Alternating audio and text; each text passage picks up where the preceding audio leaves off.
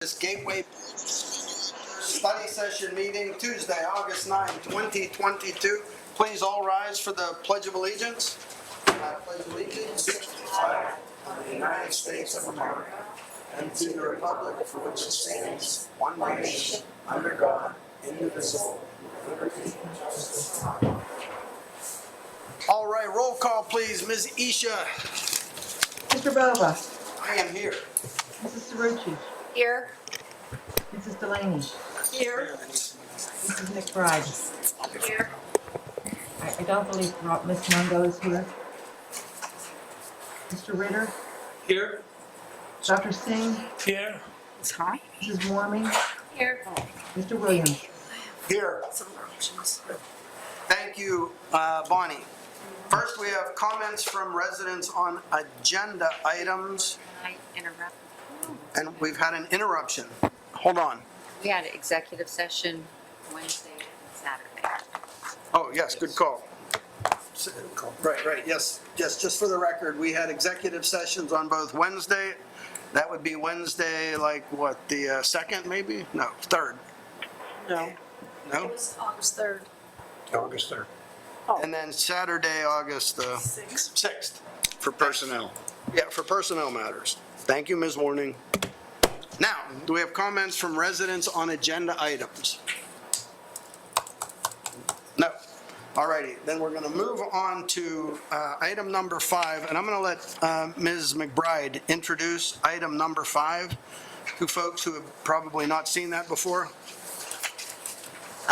Yes, so this is a new agenda item that we put on the agenda based on some feedback that we have gotten from the community about lack of transparency in communication with the board.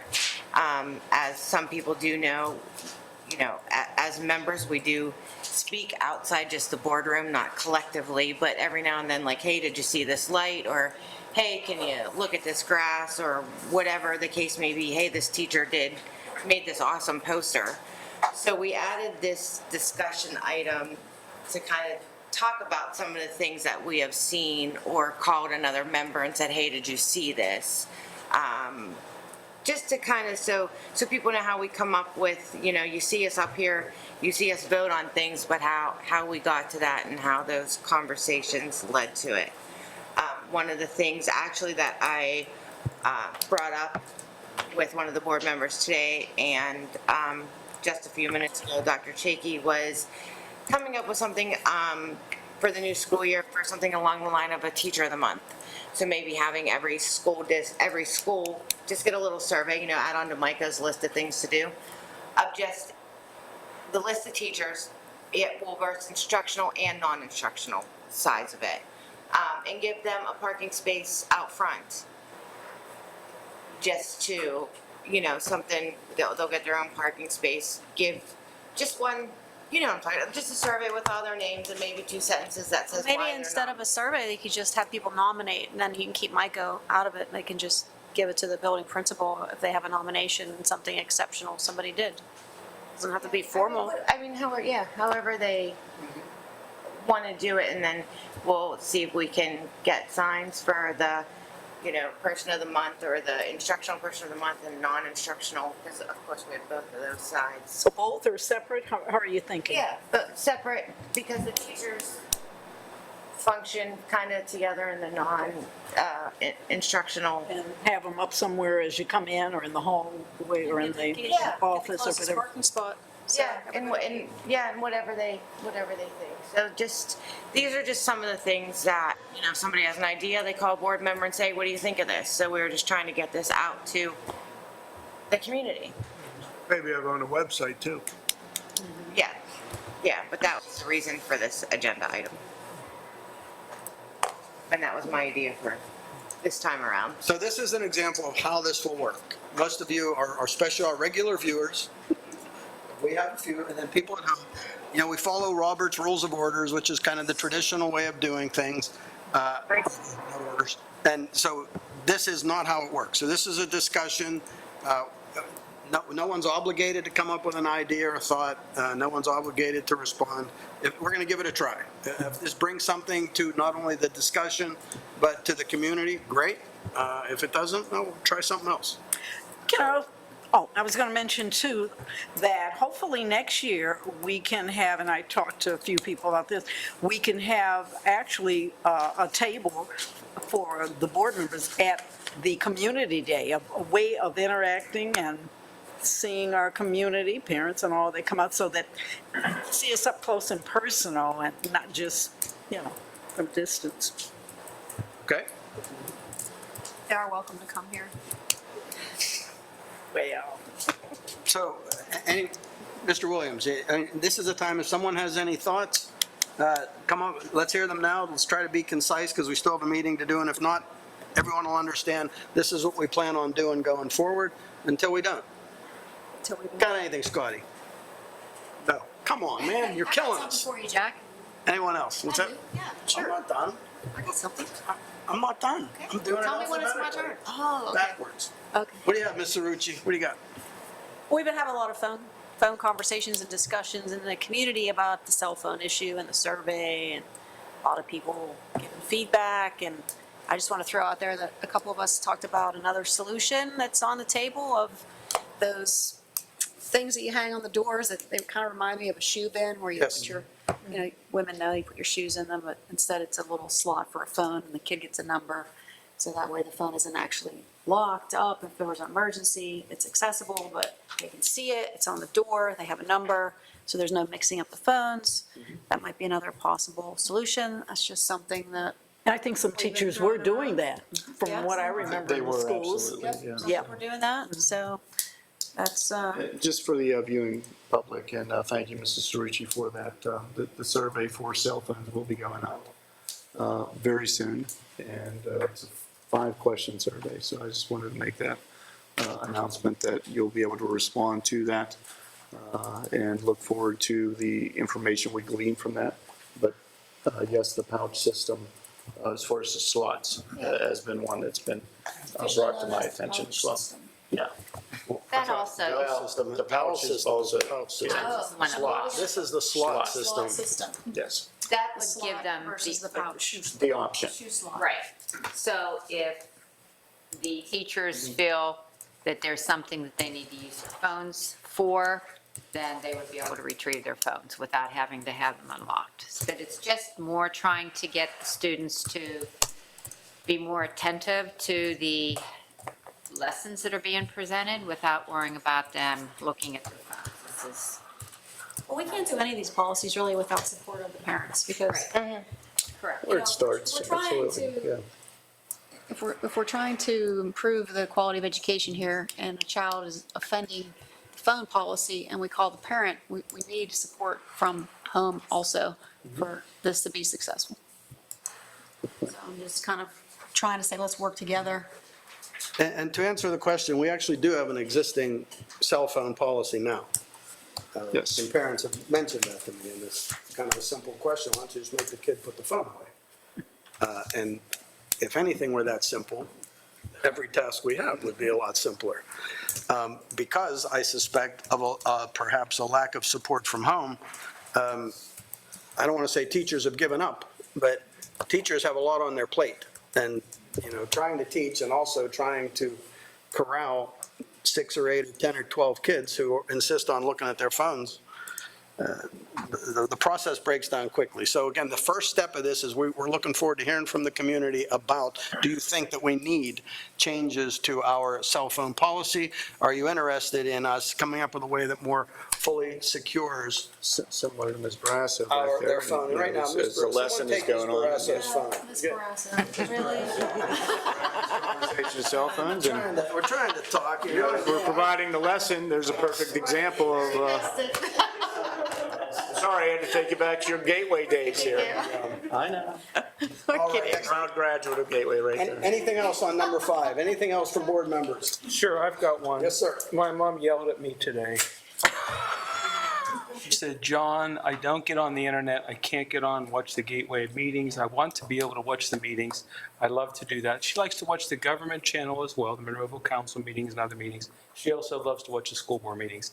So what we need is a warm body who has audiovisual capabilities and would like to be creative as you want to be. But the bottom line is, the most essential part is to do what you can to enhance the use of the educational channel that we have right now. So let's get the board meetings up, the policy, the committee meetings, other meetings that are up and of interest, and then anything else extra that you'd like to be able to do. The board would love to give whoever you are the freedom to go ahead and do that. You know, you could teach students how to edit and put music behind things and closed captioning and on and on and on. So there's probably some experts out there, Monroeville Kid Karen. Please get in touch with me. I've already tried. I've already got in touch and had meetings with about 6 people. People are interested in this, but it's hard to find the time to do it. So please get in touch with me. My name's John. That's John, and my mother's last name is Ritter, Ritter.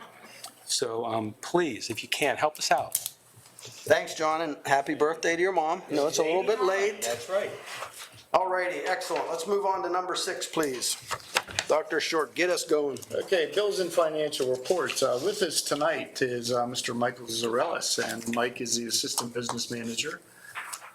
Mike, taking this agenda item, I would like to announce that Paul Schott has taken another job at Enfield Area School District.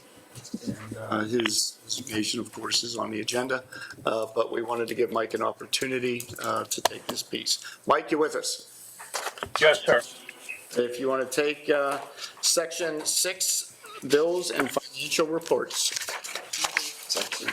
Did I say B? Bills and financial reports. Sorry. Section 6. You know what, Dr. Short? Actually, this is Paul Schott. I'm actually here this evening. What we're actually going to do, we're actually going to figuratively and actually pass the mic to Mr. Zourelias for the regular board meeting.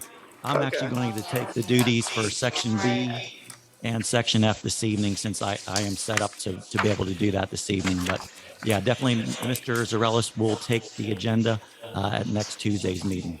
And with that, I will take Section B. Financial reports, we have Section B1, list of bills for the month of August 2022. And Section B2, financial statements for the month of June 2022. And we'll be adding for the regular meeting of next week, another Section B1, list of bills for August. And Section B2, list of financial statements for the month of July. We present these statements this evening for the board's review.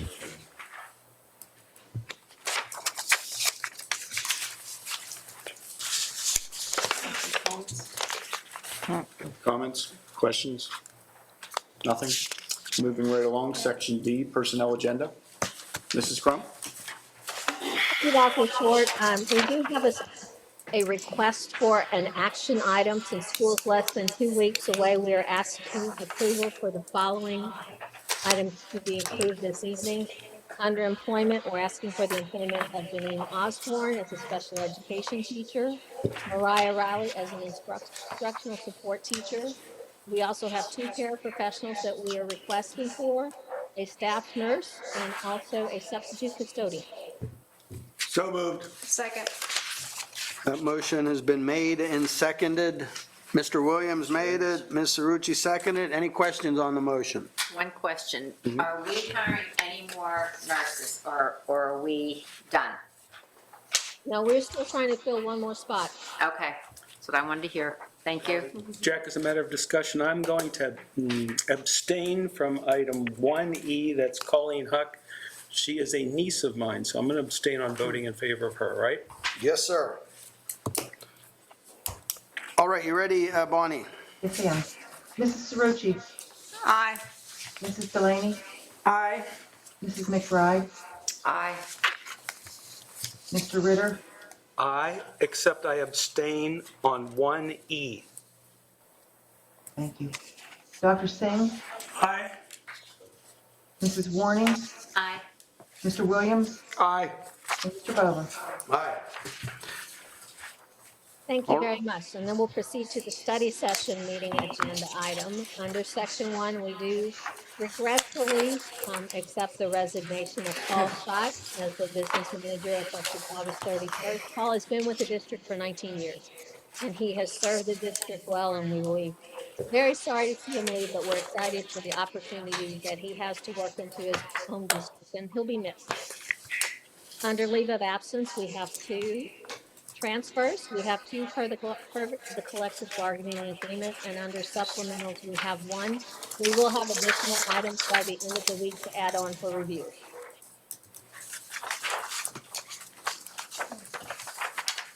Questions, comments? I have a question. If the board chooses to not accept Mr. Schott's resignation, does he have to stay? Unfortunately, it doesn't work that well. We wish it was, but Well, you know, I see you love it because you're still here, and I just, Like 3 months ago. yes, and you retired 3 months ago, so let's, you know, there's always hope, but no. I'm a bad penny you can't get rid of, though, you know? No, but I just want to say I appreciate everything Paul has done, you know, he's gone above and beyond, and it's very good feeling to know that our district's in such good shape. So thank you, We Mr. will have Schott. more to say about Mr. Schott next week. Well, I said my thing, so that's very well said, Bob, thank you. Can There was a spot for that earlier. I ask? Delaney? I can ask Ms. Crump one question. Sure. I think I had mentioned before, and I just wondered if or not we had reached out to the Pittsburgh Human Resources Association when we were looking for an HR person. The Pittsburgh Human Resource Association is also a subsidiary of SHRM. We did do an advertisement on the SHRM website that went to Pittsburgh. I think we paid about $700 for that ad, but we did not get any responses. All right, thank you. Any other questions or comments? If not, moving forward to section F, administrative report. Elementary education, Dr. Rossi. Dr. Short, item number 1 is the approval of the following non-public and technical services agreements as listed. Item number 2, final approval of the PHP rating comprehensive planning portal. And number 3, approve the extension of the current agreement for construction engineering consultants to perform the required testing and inspection services at the various hourly rates with a new not to exceed total amount of $55,000 during the applicable remaining duration of the Gateway Middle School renovation project. The next several items specifically 4 through 7, are all related to the Allegheny County Southeast Tax Collection Committee. Specifically, item number 4 is my resignation as district primary voting delegate. Item number 5, the resignation of Michael S. Zourelias as the district's first alternate delegate. Item number 6 is the appointment of Michael Zourelias to serve as the district's new primary voting delegate. And item number 7 is the appointment of Guy Rossi to serve as the district's new first alternate delegate. Likewise, items 8 and 9 are also in a similar fashion. Item number 8 is to approve my resignation as treasurer effective as of August 31st. And item number 10 is to appoint Mr. Mike Zourelias as treasurer effective September 1st. Item number 10, approve the district's purchases and payments for the following maintenance department items during the 22-23 fiscal year, specifically purchase of finished hardware, hollow metal frame, and wood door for new bathroom near the Gateway High School North entrance in the amount of $7,430. Item number 11, approve the granting of district right-of-way access and the approval of any applicable Peoples Gas-related documents required to enable the right-of-way access for Matthew and Sharon Snyder, located at 2590 Tilbrook Road, Monroeville, PA 15146. Item number 12, approve the change orders for Liacarius Construction Company, Inc. and Mern Inc. in the total net amount of $14,405.39, and with each of those 3 change orders depicted below.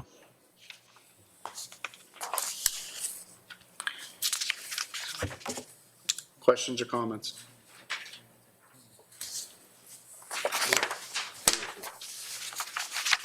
All right, let's move it on. And Section. That's it. We got nothing. Personnel matters. Got nothing? Administrative? Administrative resolutions? Nothing? Nothing? Resolutions presented by board members. Anybody have any resolutions? Comments? We have a comment. Someone has signed up, a Ms. Mary Ann Farren, on a non-agenda item. Ma'am, if you want to go to that podium, tell us who you are. Tell us what's on your mind. Hello, I'm Mary Ann Farren, and thank you for this opportunity to speak to you directly. Last August, I moved to 428 Raspberry Drive. I realized very quickly during the process of the sale that I was going to pay way more than this house will ever be worth, and I'll never get back what I'll put into it. I got into the house, all the faucets, toilets, everything broke. I could not use the bathroom. I had to redo the bathroom because of all the leak and damage.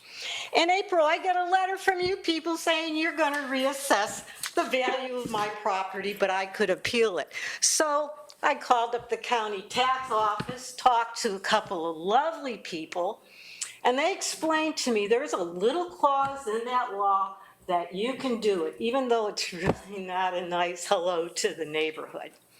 Okay? So,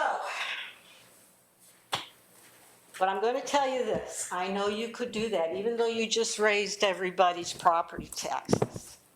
I'm the person that went against Wells Fargo when they said I wasn't paying my county taxes in North Carolina, and they were going to fine me and put me in escrow. Well, I won that, and the VP sent me a wonderful letter saying how we support you. I won against AT&T when they wouldn't fix the relay box that kept shorting out after every rainfall, and I went all the way to the FCC, filed a complaint, got it removed and replaced, and a VP from AT&T called and said, how'd you do that? Who told you how to do that? I said, it's very easy.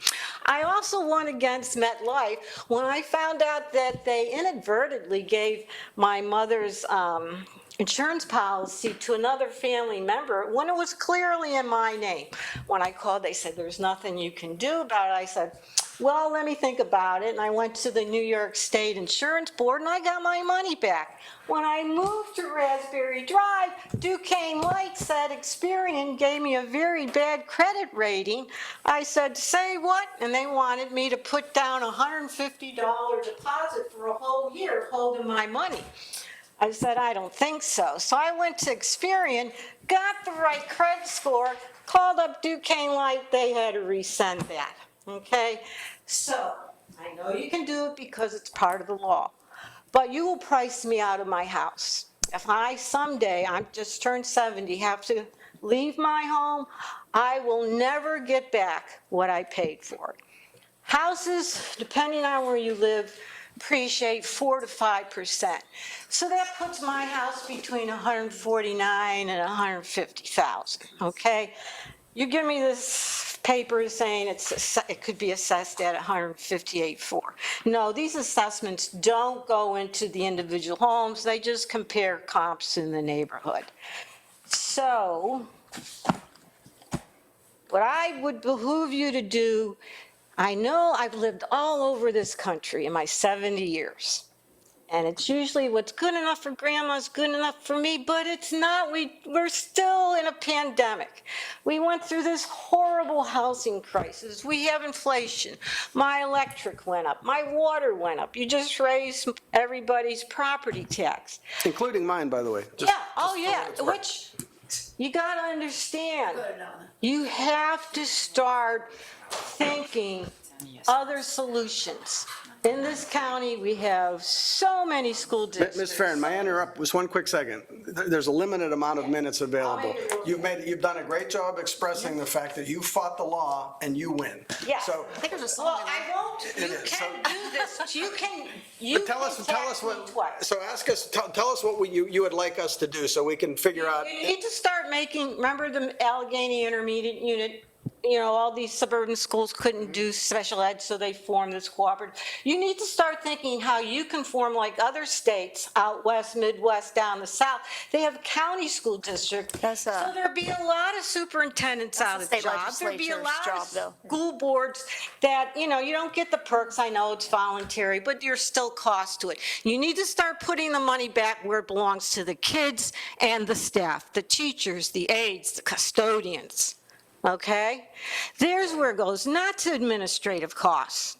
Okay? You need to start hiring these lawyers to fight to the state and federal level to get the money you own, particularly the federal government, because the federal government has never fulfilled their commitment to pay for special ed. It has failed at the federal and the state level, so you local people have to do. So far, Ms. Farron, everyone's on your side. Right. We're fighting the state because Pennsylvania is heard, yes. 46, so you know all this. Yes. So Well, this I'm battle's saying- ongoing. So, but in terms of Ms. Farron and her immediate problem, I could fix your faucets, I can do that. What can we do? Well, see, I've been calling up and they keep saying, I call the county tat, and they're saying, well, they're still assessing. So I got the secretary of the board, and I said, I got to tell them if they do this is not out of hate or vindictiveness or meanness, but I will use all social media platforms, and I am retired, so I have time to spare to stand out on every major highway in Monroeville with my signs. Maybe you'll And I'm win your very assessment. creative with my signs. Maybe she'll win. To tell people and warn people, if you come in Monroeville, the Gateway School District will probably shake you down for more money. And that's a shakedown, that's all it is. When you double tax somebody, nobody in my block is being reassessed except Just to moi. be clear, we didn't create this system, right? The whole Allegheny County's, perpetuating it. the Allegheny County system of taking advantage of house purchases. Now, what you also haven't mentioned is folks live in these houses for years and years. The value climbs in some cases pretty dramatically, but the county continues to assess them at an artificially low level. Now, when that happens, nobody comes to that podium and says to us, hey, thanks for this system, price break for because the my last 30 years." $200,000 house is being taxed at 78 or 80 or 90, which happens again and again and again. You get an assessment every 10 years in most counties. Listen, I live in one of these houses, and I can bring you to a whole bunch of people that live in one of these houses where the assessed amount is not kept pace even close with its value. Now, that said, no one is arguing with your premise. The point is this, you're going to have a chance to appeal. I can't afford a lawyer. That's it. If I go through the next step, they told me at the county, you will probably mostly need a lawyer to do this. Mr. Dice, do you need a lawyer to go to a property appeal? Maybe our attorney could speak for a minute to property assessments. Real quick. This board does not set assessments. Allegheny County does that. I know, but you're going Okay, to double let me talk. assess, you're Let me going to talk. double raise my taxes. That's all I'm saying. You can do this, you can do this yourselves. You can take the appeal. We go through hundreds of these every year, and probably 80% of them, people are unrepresented. And they come down and they go out and get comparables to show what their house should be appraised at, or comparables at what they should be assessed at, and they make out their case. The problem is, you have a mortgage, right? Of course I do. Oh, I don't know, you might be rich, I don't know. I mean, come on. I don't know. Drive? So you have a mortgage is the point. The point is, your mortgage is probably a very, very big number. Your bank approved what you paid for the house. And it's going to be difficult for you to overcome the fact that your mortgage is large because the house appraised at a value comparable to what you paid for it. And when that happens, the school districts, and there's 51 school districts in Allegheny County, 47 of them take appeals all the time on just these kinds of subjects. And there's nothing that's wrong about it. In fact, it's permitted under the law to do that. You have the opportunity to come in and complain. And if you win, fine. If you don't, you lose. The point is, people have to pay their fair share. If you pay $200,000 for a house, you shouldn't be assessed at $130,000. Well, my house, I feel, was overassessed. It's a COVID year, the housing market went How batshit close is it to the crazy. mortgage? How I don't close? think I have to divulge. Again, let me interrupt for, You would downtown, you would have to. let me interrupt for 1 moment. We're going to wrap this up. Based on what you've just done here, my money's on you when you go down to the county and make your case. I'll drive you down. Tell me when you're going, I'll go with you. You're the guys that are doing it. No, we don't. We don't. Well, Ms. Fair, let's talk afterward. Let's have a little chat afterward, okay? I promise. Let's talk after this. All right, thank you. Can I just, something to piggyback off of her? I just pulled up your house information. All right, you paid 173 for it, and it's still. It's public information. It's public information, but it's still only assessed at 81.3. No, it's assessed at 99,000. Well, you're looking at the full base market, and then you have the county assessed value. So that's, I have brought that up also because I know, well, this is for another time. All This could be right, the thank you. comments. So do we have Thank you. anyone else with comments on non-agenda items? Yes, ma'am. I have a list of things. I promise I'll try it. Well, you got- First of all, just real fast, nobody ever goes to Allegheny County Council meetings. That's where you need to go. Go to Allegheny County Council meetings because no one shows up and they get away with a whole lot of stuff. So, Ms. Boyd, if you don't mind, you're going to read your list. We're not going to, Well, I'm we're going to gather. sharing that information. Okay, no, I mean, what I'm saying is you read your list. We're going to Okay. record these and then we'll comment at the Same end. discussion items. I like to add this. I've already discussed some of this. I will attest to the fact I've discussed some things with Dr. Short. First of all, the middle school, there's not a lot of activities for the 5th and 6th grade. A lot of activities through Whitby will happen starting in 7th grade. So I had mentioned about having a running club. I find out that Three Rivers Running, which does a lot of the, different running events in Pittsburgh, has a program for schools. I believe Upper St. Clair and some of the school districts have an extension of that. So I'm wondering if we can investigate that. Running is cheap. You need a pair of shoes. You don't need other kind of things. You don't need all the stuff you need with playing other sports. So it's something that would probably be a good thing. I know some parents have suggested this before, so maybe this would be a good thing. I think 5th and 6th graders need a way to get all that energy out, and that's a positive way to do it. So I'm throwing that out there, a Three Rivers Running Club, something you may want to investigate. Another thing, since COVID, reading has really gone down for some of our younger students, and I believe that we should welcome our kids into Gateway by encouraging them to read. You have a decreased number in kindergarten, unfortunately, but one of the things that you can do as an introduction to them is to give them a book. You may think they all have books. There are kids in this district that don't own a book. So I think they should get a book, and I think the book should be something, and I investigated this, and unfortunately, the books for Berenstain Bears on Respect has some religious implications, so you can't use that. But I would suggest all the buildings, whether it's through the PTOs or somehow, give every kid that comes into Gateway a book as a kindergartner, welcoming them, saying, welcome to Gateway, supplying them with information about the Monroeville Public Library, their hours, and I believe Pitcairn, Jack, does Pitcairn have a library? They do indeed. Okay, and a lot of people don't know that. I would insert that in the book and give that to the kids as an introductory for two reasons. One, you want to pick a topic that you want them to actually take to heart, like respect or something like that. And two, you want to promote reading because we have sort of slid because of COVID. Reading got a little messed up. We got to start. Yep, point made. Gotcha. Okay. Can I, Dr. Short, don't we give out a book to all the kids on that week, the Scholastic Book Week? That's Scholastic, that's halfway. When do we do that? Yeah, I don't have the specific dates or anything, but I could find out. Dr. Rossi, are you familiar?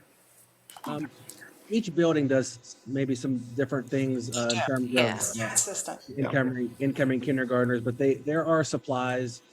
We actually do have a great, wonderful relationship with Monroeville Public Library, and Hope Benson comes to our parent meetings. So we do provide the parents with information around the public library. But do you understand what I'm saying? As an initial welcome to Gateway thing, especially since your numbers are sliding for kindergarten, you give that to them for two purposes. Okay, thank you. Got that? Yeah, Okay. wrote it. And there was another thing I wanted to, Dr. Short, the state police. Yes. That was we were supposed to know towards the end. I know we don't know need to know the details, but did you get that done with them as far as all the buildings? We have 2 buildings that were completed. Assessments have been received, and we're currently scheduling at this point for this upcoming fall semester. The state police want to conduct these assessments while students are in school. Oh, they want to see how it works. Well, which makes total sense. Yes. And I know you can't share everything, but whenever you can, whatever, share some information. I'm sure I'll think of something else, but I'm sure I'll email you if I do. Thank you, Okay, Ms. Boyes. thank you. Anyone else, non-agenda items? Not first. I didn't want to. Hi, I'm Amanda Cruz. We moved to the area about a year ago, and I have, gosh, it keeps fluctuating, 4 kids in the district right now. Is it fluctuating right now? It feels like it, yes. So I have a pre-K coming in, and my senior just graduated and left. I couldn't hear your last Sorry, name. I'm Cruz. sorry. Cruz. Gotcha, okay, Yeah. sorry, go ahead. So I think my biggest question, I know that there was a bullying survey. I want to hear a little bit from you guys, what's happening with that, what's the outcome, and kind of how it compares to past bullying surveys. For us, bullying has been a really big issue in this district that we didn't experience in our past school area. Also, just give a nod, I guess, to the quick communication that has been happening around the band issue. I think this has been incredibly terrifying situation, but really great how quickly you guys have told us what's going on, the transparency to the point that it can be, but we do want to hear more as it unravels, and thank you. Thank you very much. Thank you So very much. interested in any of those. Anyone else? All right, we're going to move on to the superintendent's report. Speaking of which, yes. Thank you, Mr. Bobo. Clearly, the incidents over the last several days have been appalling, devastating, and heartbreaking. I think about our children at all times. I'm a father of 3 girls who've been very involved in extracurricular activities, and I'm heartbroken. A, as a graduate of Gateway, it's not who we are. It does not define us. Gateway stands for excellence, and it's something that we cherish, and we trust that our employees are the utmost respect for not only the product that they put out, but also for how they handle children.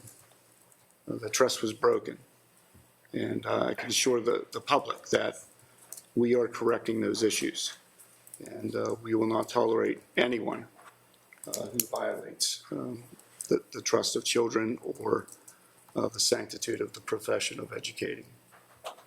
I'm disturbed. I know this board, we've had many conversations.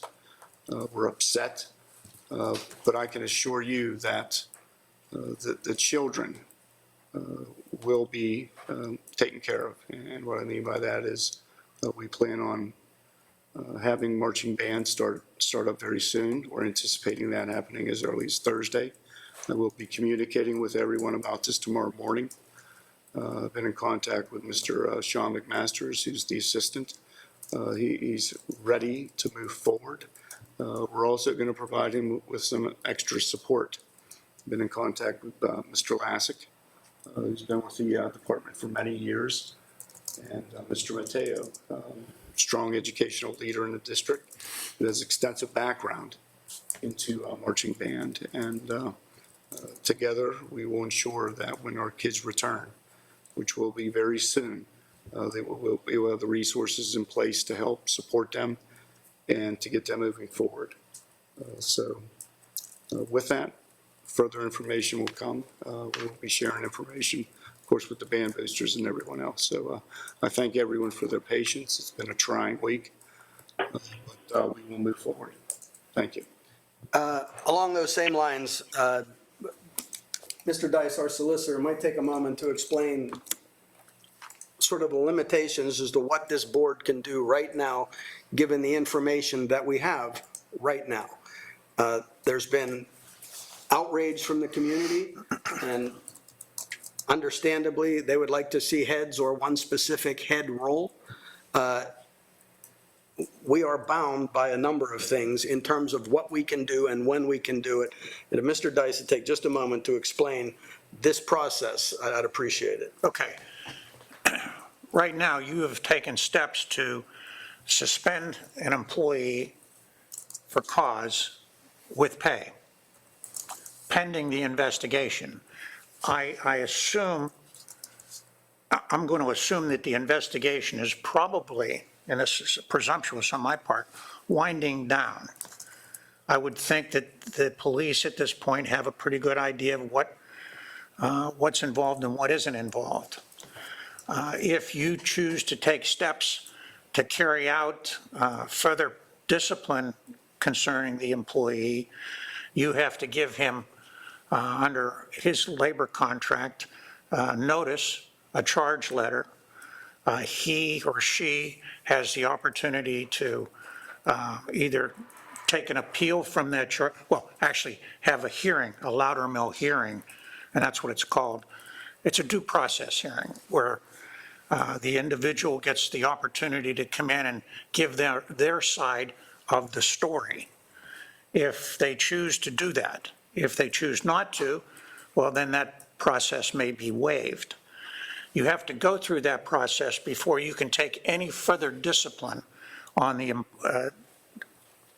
to the employee, which would include further suspension, discharge, or whatever else you choose to do. That process has not yet been initiated because I think the investigation has been underway. You don't send out a charge letter and Loudermill, and that's the process, I call it the due process hearing, without first having completed the investigation. I've not been privy to any other contact other than what we had on Saturday. I assume that process is winding down. There may be, I don't know if there's anybody else involved, any other students involved. I don't have the answers to any of those things. And I'm being presumptuous. Maybe there's nothing more to know. In any event, that process of going through the due process hearing has to take place before you can take any further disciplinary action concerning the employee, including discharge. That gives you kind of a summary of what you're looking at right now. We're waiting, or I'm waiting for Dr. Schott and Chief Cole to make the decisions as to whether or not there's any more to be told or any more to come to light. And I would then think Dr. Schott will proceed, and I might be presumptuous on this, towards a Loudermill or a due process hearing with regard to this employee. Following the due process hearing, you, Dr. Schott, can suspend him or her without pay, including you can also discharge at that point. And then again, certain rights kick in for the employee to either take an appeal from that or any other possibilities are available to the employee. The employee has, under this scenario, due process rights, and you have to respect that. You don't necessarily have to agree with it, but you have to respect the fact that that's the way the process works. What if he resigns? I'm sorry? What if he resigns? He or she. He or she resigns? Well, here's what I wouldn't do. I would answer that question by saying, I don't think we should speculate on what he can do. But if you were to say to me hypothetically, what if an employee resigns? Well, generally speaking, you accept resignations. However, in this case, this also is educator misconduct. And the allegation is that it could be educator misconduct. There is a statute, a set of rules that teachers and administrators are required to, it's kind of like a code of conduct. And if you violate it, you can lose your certificate to teach or certificate to administrate. That can be for a day, a year, permanently. And that process is handled by the state. We don't handle that. What we do, though, is refer the incident to the state, and they make those determinations. That's still, I think, Dr. Short's, have you given notice to the Commonwealth yet or not? Not yet, we're still waiting further information. Okay, and again, here's the problem, where everybody wants to get ahead of the process. You've got to let the process play itself out. And I know it's frustrating, but let the police do their job. Police investigate. We teach. We educate. We're not investigators. Let the police go through their process and get where they have to be. And I'm sure they'll be back to Dr. Short and this administration and this board of directors, and they'll inform us as to what it is that remains to be seen. At which time, then, I think this process will move towards a due process hearing, a Loudermill hearing, and towards further discipline. That's presumptuous on my part. Maybe it won't. Because again, I don't know where the investigation's going at this point. My office is responsible for submitting those claims, educator misconduct. We're required by law to submit those, and we will do so at that point in time. It does drop into the hands of the Department of Education. They have their own investigative committee.